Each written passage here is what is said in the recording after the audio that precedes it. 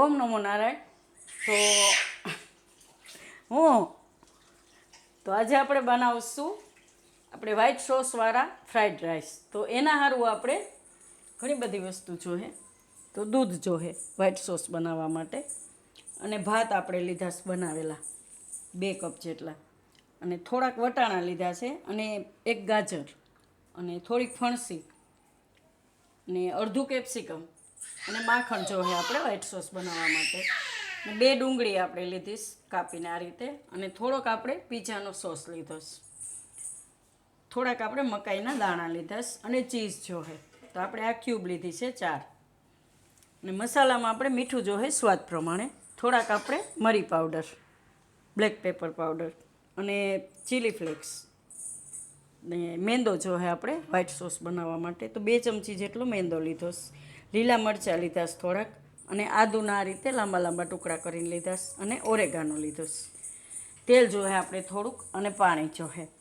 તો આ ઓરેગાનો ને આ બધું તમને કરિયાણાવાળાની દુકાને આરામથી મળી જાય, રેડ ચીલી ને એ બધું એમ. તો પહેલાં આપણે આ શાકભાજીનો વઘાર કરી લઈશું. આપણે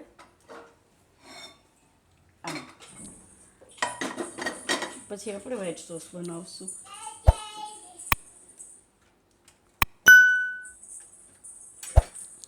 તો ગેસ આપણે ચાલુ કરીશું.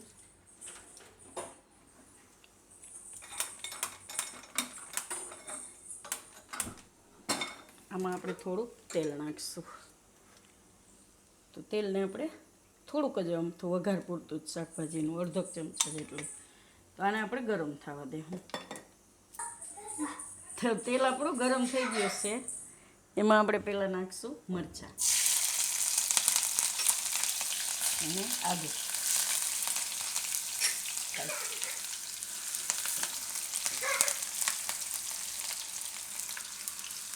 હવે એમાં ડુંગળી આપણે નાખીશું.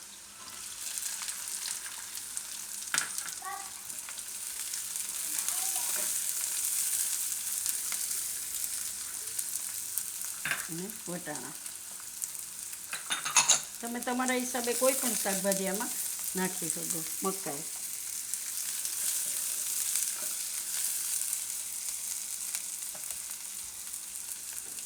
અને ગાજર,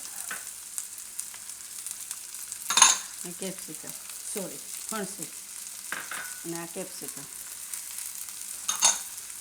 થોડુંક આપણે એમાં મીઠું નાખી દઈશું શાકભાજી પૂરતું, અને મિક્સ કરી લઈશું.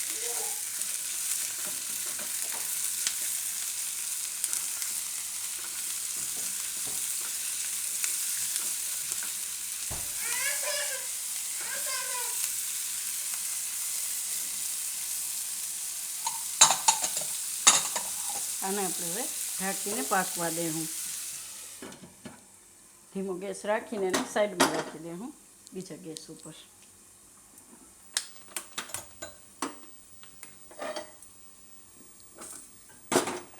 ને અહીંયા આપણે વ્હાઈટ સોસ બનાવી દઈશું. તો આમાં આપણે નાખીશું માખણ. તો આપણે ઘરનું જ માખણ છે.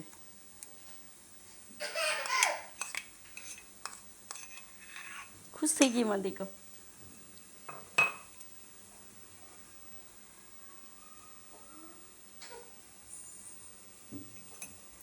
તો આપણે વ્હાઈટ સોસ બનાવવા માટે જેટલો આપણે દૂધ લઈ એ પ્રમાણે તમારે મેંદો લેવો પડે. તો 2 કપ આપણે દૂધ લીધું હોય તો 2 ચમચી જેટલો આપણે મેંદો જોઈએ, એટલે એકદમ સરસ થઈ જાય વ્હાઈટ સોસ. તો આને આપણે આ રીતે થોડુંક ગરમ કરી લઈશું. તો તમે બટર બહારનું લઈ શકો ને ઘરનું માખણ વાપરી શકો એમ.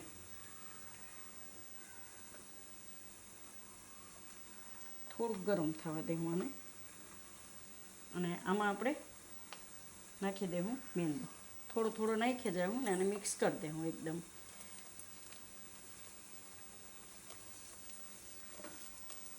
આ રીતે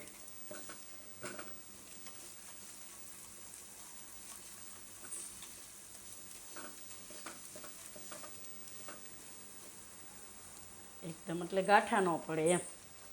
આ રીતે એકદમ મિક્સ કરો ને એટલે, અને એવું લાગે કે ગાંઠા પડે તો એને તમે ગાળી શકો.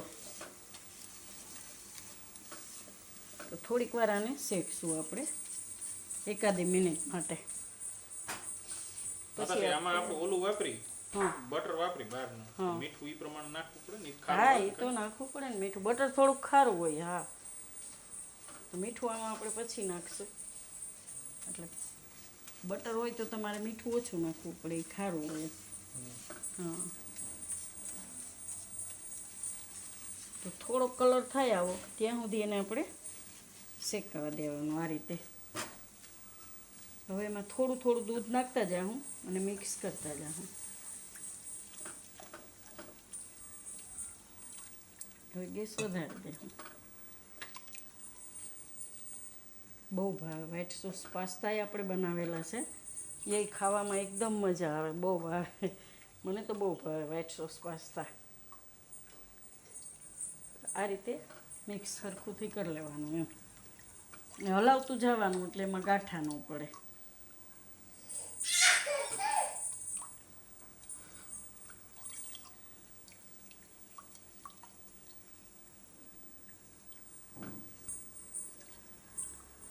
તો 2 ચમચી નાખ્યું હોય તેમાં આપણે 2 કપ દૂધ નાખવું પડે.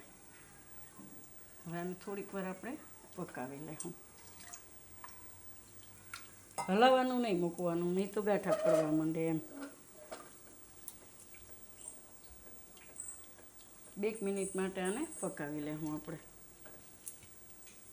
શાકભાજીને ચેક કરી લેવાની.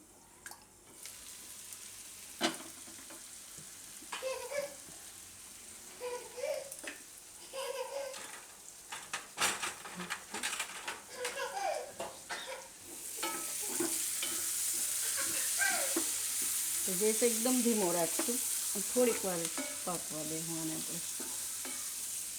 એકદમ ધીમા ગેસે ઢાંકીને ને આને થોડીક વાર પકાવી લેવું આપણે. તો આને આપણે થોડીક વાર આ રીતે પકાવી લીધું હલાવતા હલાવતા. તો આ ઘાટું થવા માંડ્યો સોસ આપણો, અને આ ગેસ આપણે બંધ કરી દઈશું શાકભાજીનો. હવે આમાં આપણે નાખીશું થોડુંક મીઠું સ્વાદ પ્રમાણે અને મરી પાવડર.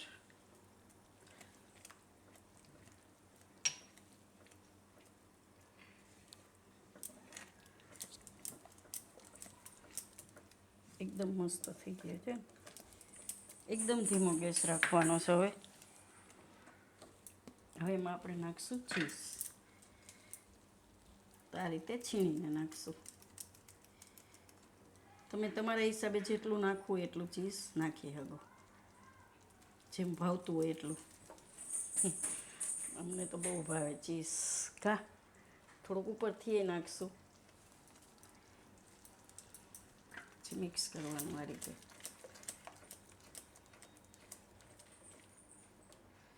અમારા અર્પિતાને ઓછું ભાવે ચીઝ, પણ મને તો ભાવે. હજી એક નાખશું ક્યુબ આપણે આમાં. હિમાલી નહીં ભાવે.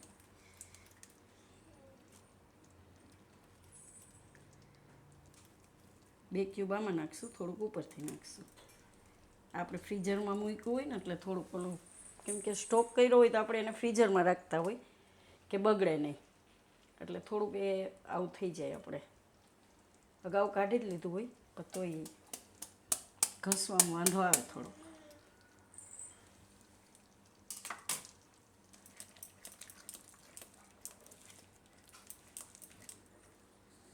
તો આ રીતનું આપણે વ્હાઈટ સોસ તૈયાર કરવાનો. વ્હાઈટ સોસ ગ્રેવીમાં તમે શાકઈ બનાવી શકો. આપણે પહેલાં બનાવ્યું જ છે. પાસ્તાય 2 જાતના બનાવ્યા છે, હિન્દીમાંય બનાવ્યા છે. આપણે હિન્દી છે અરુસ કિચન હિન્દી, એમાંય આપણે હમણાં વિડીયો નથી મૂક્યો, ઘણો ટાઈમ થયા.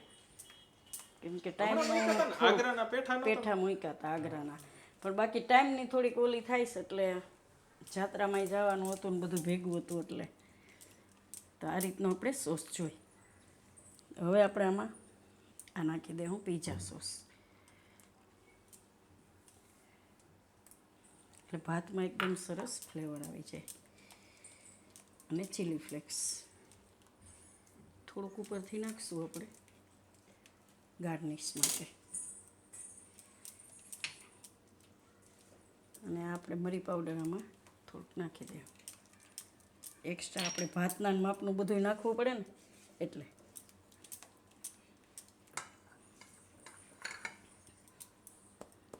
તો હવે આપણે આ બધું શાકભાજી છે એ પાકી ગયું છે. એકદમ નથી ચોળવાનું અને આપણે આમાં નાખી દેવું બધું.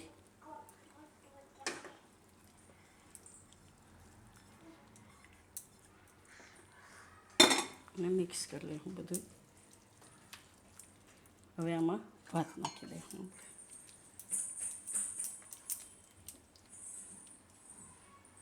મિક્સ કરી લેવું ભાતને આમાં.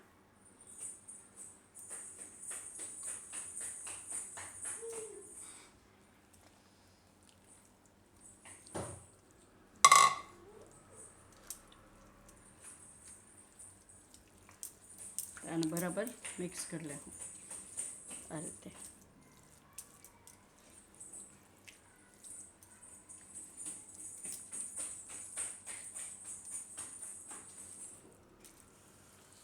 થોડીક વાર ગેસ રાખશું વધારે.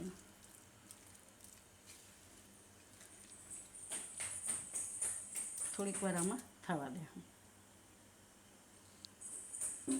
આમાં આપણે હવે આ ઓરેગાનો નાખી દે. થોડોક ઉપર સર્વ કરવામાં નાખીશું. આનાથી આમ ફ્લેવર સરસ આવે, સુગંધ મસ્ત સુગંધ આવે ઓરેગાનોની.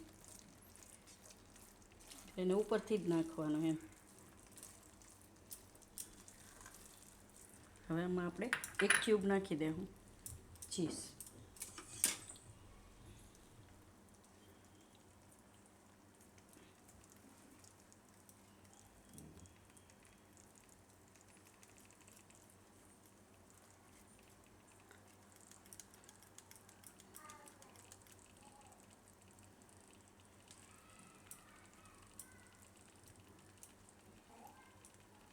દીદી તો રહી ગઈ. દાળ ભાત ખાઈ લીધા દીદીએ? હે દીદી ધરાઈ ગઈ.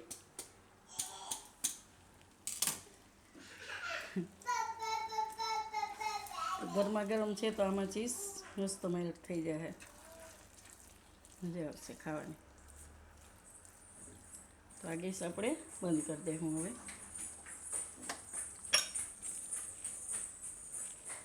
તો આને આપણે સર્વ કરી લેવું. ઘણીવાર એવું થતું હોય ને આપણે કે ભાત વધ્યા હોય ઠંડા, તો એમાંથી તમે આ રીતે બનાવી શકો. બપોરના ભાત હોય તો સાંજે તમે આ એક અલગ જ ડીશ થઈ જાય એમ.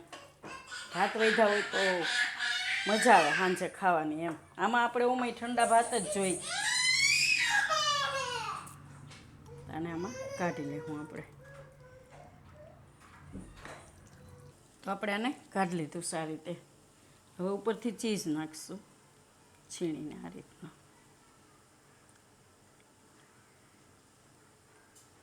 છોકરા ભાત નહીં ખાતા હોય તો ખાહે એમ કે આવું તો ભાવે જ ને. પાસ્તા ખાતા હોય તો આ ભાતે ખાહે આ રીતના એમ.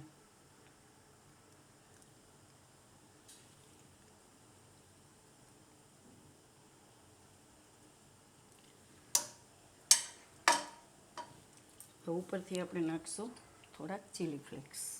ખાલી ફોટો સારો આવે એના સારું, બાકી કંઈ નહીં. કલર એકદમ મસ્ત દેખાય ફોટામાં. આ રીતે થોડુંક ગાર્નિશ કરીએ તો એમ. પછી થોડોક ઓરેગાનો.